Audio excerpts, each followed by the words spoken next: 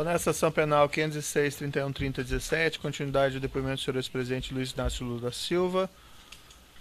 O Ministério Público falava então essa matéria. Eu refiro essa matéria, está na nota de rodapé 386 da denúncia, é uma matéria veiculada no portal UOL, dizendo que já havia um espaço físico reservado para ser a sede do Instituto, localizado perto do Parque do Ibirapuera. O imóvel da Rua Berbeck exatamente fica nesse local, né, lindeiro Avenida 23 de Maio, próximo ao Parque do Ibirapuera, e que esse projeto era tocado por um grupo de apoiadores. O senhor ex-presidente saberia explicar como a imprensa já sabia isso em 2010? Tem tanta coisa que a imprensa já sabe que a senhora não sabe, doutora. Tem tanta coisa, doutora. Então, doutora, é o seguinte, a senhora pode abrir um processo contra o jornalista do UOL que escreveu isso, ele pode explicar para a senhora. Pois não. A matéria diz, um prédio de 3 andares, próximo ao Parque do Ibirapuera, em São Paulo, está reservado para ser a sede. A mesma matéria diz, segundo a fonte, Lula e Marisa já visitaram o local. Em princípio, o presidente avaliou que o prédio seria muito grande, já Marisa, que deverá dar a palavra final, gostou do espaço. Essa matéria é uma disfarçatez. Eu visitei o prédio com a dona Marisa em junho de 2011 para dizer que nós não íamos adquirir aquele prédio, que não tinha nenhuma utilidade aquele local para fazer e que a gente iria pedir o terreno. Certo. Quem marcou essa visita a que o senhor está fazendo referência de 26 de julho de 2011? O Paulo Okamoto, presidente do Instituto Lula. Que data vênia já foi referido aqui, já foi esclarecido, por isso eu pediria a Vossa Excelência que observasse as respostas que já foram dadas, a fim de que não haja repetição das perguntas. Pois não. Nas respostas escritas que o senhor ex-presidente prestou nas investigações, evento 1, anexo 273, o senhor ex-presidente disse que não houve nenhum contato com o Grupo Odebrecht e reafirmou isso aqui hoje, com respeito ao imóvel da Rua Doutora Berbeck.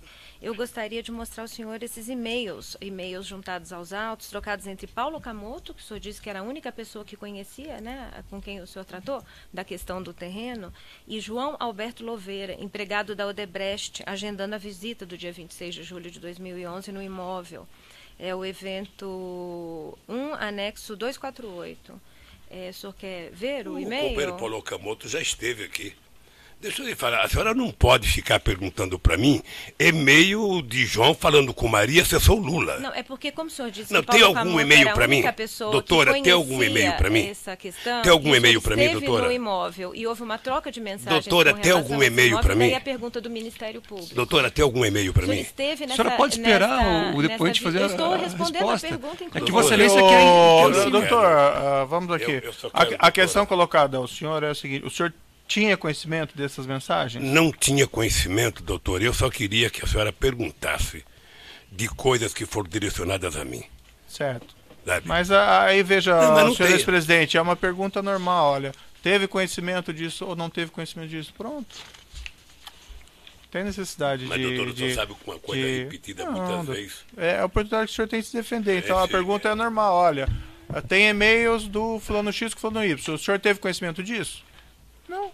É que já foi respondida, né, Excelência? O que é normal é a repetição. Não, essa pergunta não foi. Doutora, mas deixa eu fazer só a pergunta para entender. Não, vamos seguir aqui as indagações.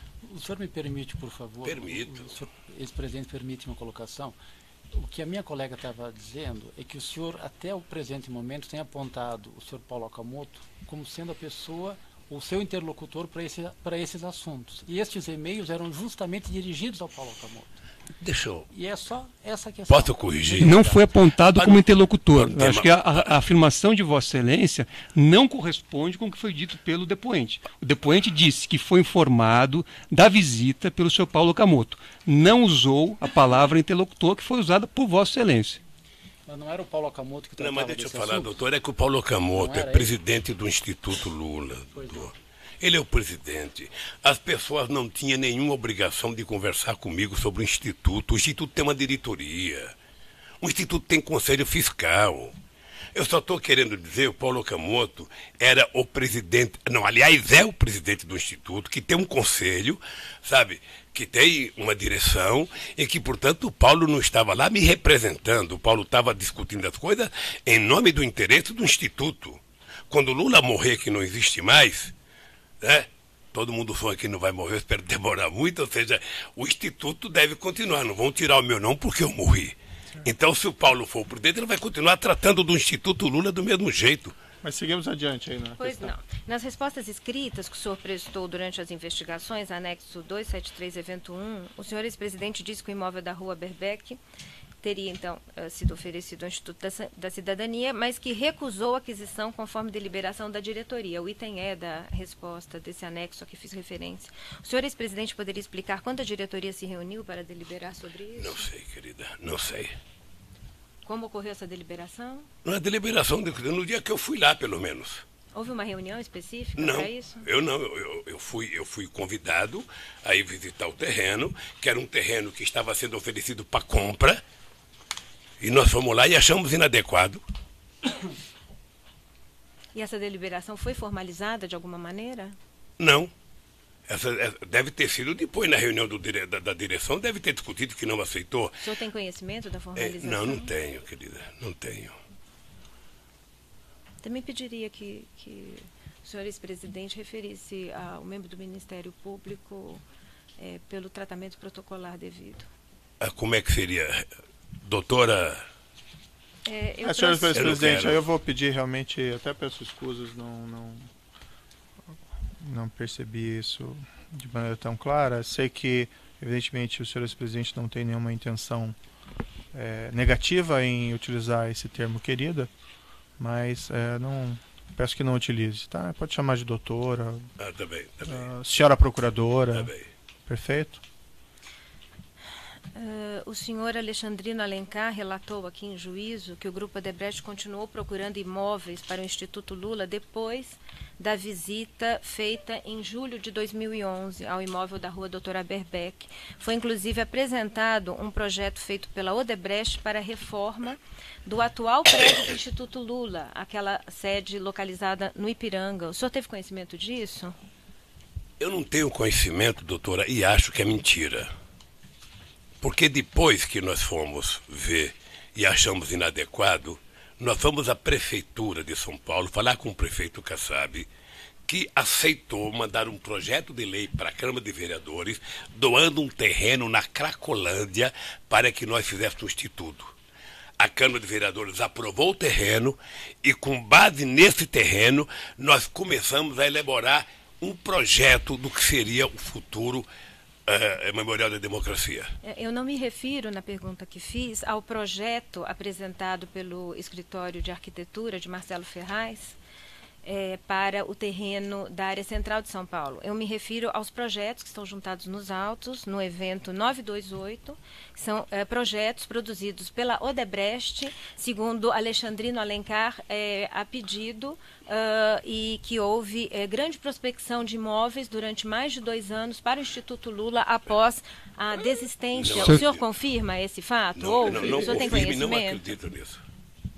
O senhor tem conhecimento? Não. Não. Pois não. Qual a relação do senhor com Alexandrino Alencar? Ele era empregado da Odebrecht e andava com o Emílio Odebrecht. Ele o acompanhava nas reuniões De com o vez em senhor quando, na de vez em quando. presidência?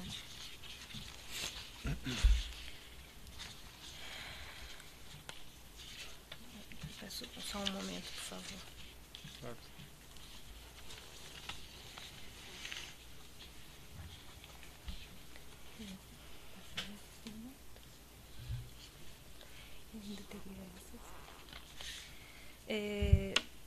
Com relação à referência que o senhor fez ao fato de ter mantido diversas reuniões com Emílio Odebrecht, e agora o senhor disse que às vezes acompanhado de Alexandrino Alencar, o senhor poderia esclarecer a sua relação com o grupo Odebrecht? A mesma relação que eu tinha com todo o empresariado brasileiro. Se a doutora se lembrar bem, eu fui o presidente que mais fui ao Ministério Público. Eu fui o presidente que mais reuni empresários de todos os setores desse país. Fui o presidente que mais viajei, sabe, o mundo. Fui o presidente que mais viajei no país e, portanto, fui o presidente que mais tive contato com empresários. Sim. Muitos, mas muitos, com todos. E o Emílio era um grande empresário, como era grande empresário a Camargo Correia, a OAS, os produtores de etanol, o Pão de Açúcar, as indústrias automobilísticas, toda a gente conversou comigo todo o tempo. Não tinha preferência a Odebrecht. Mas nessas reuniões, Emílio Odebrecht levava pedidos de interesse do grupo Odebrecht? Não, o Emílio era um empresário organizado e eu passei a adotar, sabe, todo empresário que conversasse comigo tinha que dizer antes qual era o assunto. Porque você não pode fazer uma reunião com o empresário e chegar lá, o empresário chegar com uma pauta e você não tem informação. Tá? Então o Emílio levava a pauta do setor, sabe, levava a pauta da ABDIB, levava a pauta do Sindicato da Construção Civil, sabe? E assim levava, o etanol levava a pauta do setor de etanol, a indústria automobilística levava a pauta da indústria automobilística. Levava questões relativas à Petrobras? Relações ao desenvolvimento do Brasil. E a Petrobras era uma empresa que tinha muita importância no desenvolvimento do país. Pois não. Há uma outra audiência, um documento relativo à audiência com o presidente Luiz Inácio. Além daquela que fiz referência anteriormente, é um documento que consta do evento 928, anexo 13, audiência com o excelentíssimo senhor presidente da República, Luiz Inácio Lula da Silva, Brasília, 5 de agosto de 2005. Dentre os diversos pontos desta pauta, há referência no item 6, diversos, relação com a Petrobras versus importância do diretor PR. Seria Paulo Roberto? O senhor tem conhecimento? Antes, pela ordem, eu gostaria de esclarecer. De examinar o documento dos autos? Gostaria de esclarecer pela ordem que esse documento é objeto do incidente de falsidade também.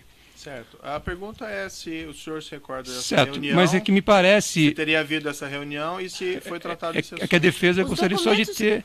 Só de ter a palavra. O doutor intervém toda hora no interrogatório novamente. Tudo bem, mas tudo bem, só que a lei me dá esse direito de formular a questão de ordem. Estou levando ao juízo a questão de que este documento é objeto de incidente de falsidade que ainda não foi processado. Perfeito, mas isso impede de ser feita a pergunta sobre ele ao seu cliente? Isso impede, sim, impede por uma impede. simples questão, porque há inclusive informações que foram juntadas aos autos a respeito disso. O doutor já colocou o seu ponto, agora sim. Sim, mas se Vossa Excelência puder... Não, eu já ouvi o senhor, o doutor já falou. Eu não terminei meu raciocínio, Doutor. É que Vossa Excelência quer cortar a defesa. O senhor ex-presidente... O incidente não impede as perguntas e a pergunta se recorda de uma reunião em que houve esse tema, só isso. Tem medo que o seu cliente tem que responder? Não, medo não tem, medo nenhum. Vossa Excelência não respeita a defesa. Vossa Excelência não respeita a defesa. Mas está mais uma vez claro que Vossa Excelência não respeita a defesa. Doutor não respeita a ordem da audiência. Vossa Excelência não respeita a defesa. Então, se Vossa Excelência seguir a lei e processar o incidente de falsidade, a defesa agradece. Agora, se a lei é diferente, então a defesa vai não só lamentar, como tomar as providências legais. A sua questão está indeferida, doutor. O doutor está errado, o incidente está sendo encaminhado e nós podemos indagar o seu cliente sobre esse objeto dessa reunião. Se não se recordar ou se isso não aconteceu, isso é perfeito. O doutor não precisa intervir na audiência a todo momento, que isso é perturbador, perturba a ordem normal da audiência. Farei as intervenções sempre que necessário e Vossa Excelência não poderá me impedir. Doutor Moro, eu só queria dizer o seguinte, tá? Vamos voltar à normalidade aqui, é o seguinte, vocês têm o direito de perguntar, ele tem o direito de não concordar, o juiz Moro tem o direito de indeferir, sim, eu tenho o direito de falar ou não falar. Então está deferida a questão, então eu peço para o senhor responder. Nunca o Emílio discutiu comigo o cargo da Petrobras. Nunca. E não ousaria discutir, nem ele e nenhum outro empresário. Essa pauta de audiência é de agosto de 2005, quando Paulo Roberto Costa já ocupava o cargo. Eu não sei. Tratavam sobre atuação? Eu não sei. O senhor não sabe dizer. Pois não, agradeço. Há também um documento nos autos, evento 928, anexo 34, é um e-mail de Marcelo Odebrecht para Pedro Novis, para o seu pai Emílio. Eu não sei se o senhor conhece o teor desse documento que está nos autos. É um e-mail de 31 de outubro de 2006, em que Marcelo Odebrecht, dirigido ao seu pai e a Pedro Novis, com o seguinte teor: Pedro, meu pai, nas conversas com Lula, equipe, acho importante mencionar em termos de pessoa. E aí tem o texto: manutenção de Guido e equipe no Ministério da Fazenda, estão afinados e jogando, garantia de não paralisação, tem o apoio de grande parte do setor produtivo e certa reação dos bancos. Manutenção de Damião e equipe do BNDES estão afinados, inclusive com o MF, imagina o Ministério da Fazenda, o que é importante. E jogando com efetividade, uma das melhores equipes em anos no BNDES. Márcio Fortes, um dos quadros mais eficientes e leais do governo, conhece como poucos e sabe tratar a burocracia do governo. Marta Suplicy, dos quadros mais eficazes do PT. Petrobras, Gabriele, Duque e Paulo Roberto, eficientes e de muita lealdade e compromisso com as necessidades do governo, sabendo conciliá-las com os interesses internos corporativos. E segue: ministérios executivos de infraestrutura, integração e transportes principalmente, precisam um choque de gestão para pôr em andamento projetos, inclusive PPPs. Eu indago ao senhor especificamente com relação à referência a Petrobras, Gabriele, Duque, Paulo Roberto, nessa época, outubro de 2006. O senhor tratou desses assuntos, senhor Emílio? Doutora, por favor, não pince apenas o Paulo Roberto ou a Petrobras. O senhor quer ver o documento? Ou seja, é a primeira vez que eu vejo alguém, sabe, elogiar um conjunto de pessoas do governo, elogiar o ministro da Fazenda, elogiar o presidente do BNDES, elogiar tudo, e a senhora tenta excluir ir na Petrobras. Eu vou lhe dizer uma coisa: o Paulo Roberto era um técnico que foi escolhido por ser competente. O Zé Sérgio Gabriele era o presidente da Petrobras por competência. Portanto, as pessoas elogiarem não é demérito, não. É motivo de orgulho para quem era presidente da República. Era motivo de orgulho. Portanto, eu tenho orgulho se as pessoas elogiaram gente do meu governo. Certo, a pergunta objetiva é se o senhor Emílio Odebrecht Não elogiou tocou em essas assunto. pessoas ou tratou das questões dos diretores com o senhor ex-presidente. Eu vou repetir. Eu pensei que eu tinha respondido, doutor Moro. Sabe, não é exatamente como ela quer que eu responda, mas como eu sei responder. Né? Nunca, vou repetir, nunca o Emílio Odebrecht ou qualquer outra pessoa, sabe, de empresário discutiu comigo, diretor de empresa pública. Na pauta de reunião, também juntada aos autos, é uma pauta do dia 17 de janeiro de 2007. Só registra um papel apócrifo e que também é objeto de incidente de falsidade ainda não processado. Pois não. Trata-se do documento juntado pelo colaborador Emílio Odebrecht, que está no evento 928, anexo 8. Não sei se o senhor quer olhar o documento. Doutor, o Emílio é colaborador de quem? Do Ministério Público? Celebrou acordo de colaboração com a Procuradoria-Geral da República, homologado pelo Supremo Tribunal Federal. Sabe que eu poderia utilizar uma fala do doutor Moro. Sabe que não é correto ficar utilizando pessoas que são acusadas, que já prestaram declaração, para acusar um inocente. Pois não. Neste documento a que fiz referência, há um tópico que diz: orientação como EO, Emílio Odebrecht, proceder com JD, José Dirceu, mais AP, Antônio Palocci, e R, semanal versus J. O senhor, ex-presidente, orientava Emílio sobre como proceder com José Dirceu? Essa leitura é textual que Vossa Excelência fez? É fruto da colaboração. Não, mas pergunto, a leitura que Vossa Excelência fez é textual, entre aspas, ou Vossa Excelência inseriu informações na leitura? Orientação como EO proceder com JD, mais AP e R semanal versus J. A leitura anterior, então, não era textual. Não. Agora, a leitura é textual. Trata-se de documento apresentado por réu colaborador. O senhor... A pergunta. A pergunta. Refaço a pergunta ao senhor. O senhor orientava Emílio Odebrecht sobre como proceder com relação a José Dirceu e Antônio Palocci? Doutora, por que eu haveria de orientar o Emílio como conversar com qualquer pessoa?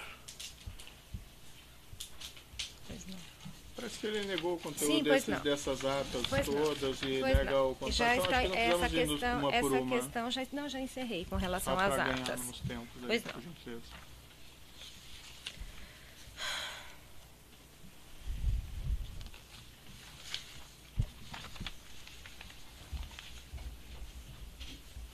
A construtora Norberto Odebrecht fez doações de 4 milhões para o Instituto Lula entre o final de 2013 e 2014. São recibos nos eventos 1008, anexo 3. O senhor ex-presidente sabe por que essas doações foram feitas? Doutora, eu já respondi, mas vou responder outra vez. A Odebrecht não tinha que pedir a opinião do Lula para fazer doação, porque o Lula não é diretor do Instituto Lula. Se ela fez alguma doação, essa doação está contabilizada no Instituto. Antônio Palocci disse que pediu essas doações para Marcelo, atendendo solicitação de Paulo Okamoto. O senhor tinha conhecimento disso? Não. O senhor Marcelo Odebrecht disse que essas doações foram deduzidas de uma conta corrente geral de propina mantida pelo grupo Odebrecht para beneficiar o governo do Partido dos Trabalhadores. E, doutora, essa é a peça de ficção mais hilariante que eu vi na fala do Palocci. Eu, sinceramente, eu não sei qual era a relação que o ex-ministro Palocci tinha com o doutor Marcelo Odebrecht. Eu não sei. Os dois têm mais de 35 anos de idade, têm autonomia, conversava e nunca me pediram para conversar. Sabe, se eles conversavam coisas, se tinha a fundo, se não tinha fundo, o doutor Palocci que explique. O Marcelo que explique. Certo, mas o dado concreto é que nem o Marcelo, nem o Emílio Odebrecht, eu nunca... Doutora, se eu responder e a senhora não prestar atenção, eu vou achar que não tem sentido o que a senhora me perguntou. O seu depoimento está gravado. Sabe, mas eu queria que a senhora ouvisse, porque quando a senhora pergunta, eu fico olhando para a senhora. Até por uma questão de respeito. Certo, mas o senhor estava respondendo, né? Eu estou lhe falando que nunca o Marcelo Odebrecht, nunca o Emílio Odebrecht, nunca nenhum empresário nesse país discutiu finança comigo. Nunca. Alguma vez lhe referiram sobre a existência de uma provisão de valores denominada conta amigo ou subconta amigo? Que está registrada em planilha? Eu fico sabendo disso porque a imprensa escreve. Planilha Programa Especial Italiano? Não. Eu tratava os empresários como empresários. Portanto, eu vou repetir, porque eu não sei se tem mais pergunta, doutor, é o seguinte. Eu tomei posse em janeiro de 2003 como presidente da República, deixei a presidência dia 30 de dezembro de 2010. Eu continuo desafiando um empresário que diga o seguinte, eu conversei de dinheiro com Lula, seja 10 centavos ou 10 milhões. Eu nunca autorizei, nunca permiti, porque eu não queria nem perder o respeito com relação a eles e não queria que eles perdessem o respeito com relação a mim. Era por isso que esse país não dava certo. Porque o país era tratado como se fosse uma coisa pessoal. Certo, mas o senhor já respondeu isso aí. Não, eu tenho uma questão adicional antes com relação à empresa DAG. O senhor conheceu a empresa DAG? Doutora, eu não conheço a empresa DAG. Nem antes, nem durante e nem depois. Tudo que eu sei da empresa DAG é o que vocês falam pela imprensa, é o que a imprensa publica. Certo. Por favor. Consta que a empresa DAG efetuou custos com o afretamento de uma aeronave que foi cedida para uso do senhor ex-presidente em viagem realizada à República Dominicana, o que é objeto de uma ação que corre na 10ª Vara Federal. Posso citar o número 0016 093 96 2006 401 3400. Consta dessa ação que a empresa DAG não afretou a aeronave. O senhor tinha relação com essa empresa DAG, como acabei de perguntar anteriormente? Doutora, eu fiz 76 viagens nesse mundo para fazer palestra. Eu não contratava palestra. E eu não contratava avião. As pessoas que me contratavam tinham a obrigação de me pegar em São Paulo, me levar onde essa palestra e me trazer de volta para São Paulo. Eu nunca fui saber, sabe, quem é que pagava, porque nos contratos meus, a empresa que me contratava era obrigado a garantir o direito de ir e vir meu. Portanto, eu não sei se quem pagou foi a Dago, Itaú, Bradesco, Bamerindos. Não tenho a menor noção. E o senhor tem conhecimento? Agora, se tiver, deve estar no contrato.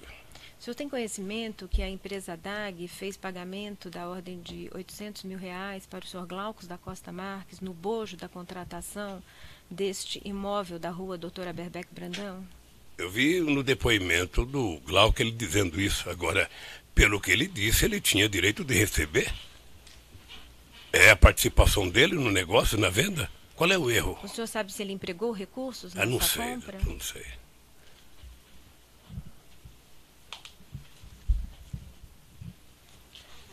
Por favor, eu queria que o senhor, ex-presidente, respondesse só 3 ou 4 questionamentos aqui, até porque já estamos nos alongando no tempo e cansando a todos. Primeiro, o senhor, quando depôs na outra ação penal, o senhor mencionou de um encontro com Renato Duque num hangar, num aeroporto em São Paulo em 2014. O senhor se recorda desse momento? Me recordo. Tá. O senhor não ocupava mais a presidência da República, nem tinha cargo na direção do Partido dos Trabalhadores. Qual foi o objeto dessa discussão, dessa conversa? Eu já disse no meu depoimento da outra vez. Pois não. Eu já disse no meu depoimento.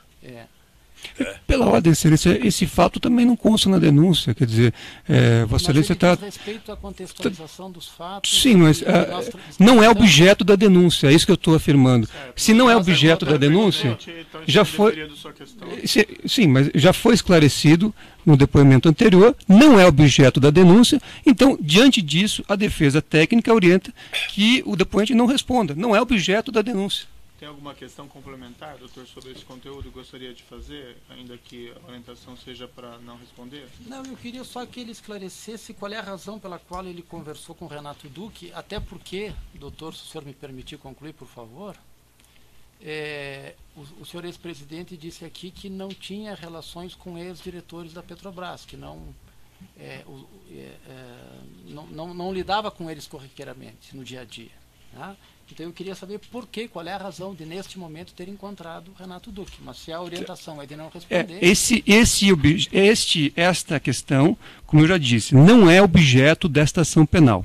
Então, aqui o depoente está para fazer sua autodefesa em relação ao objeto dessa ação penal.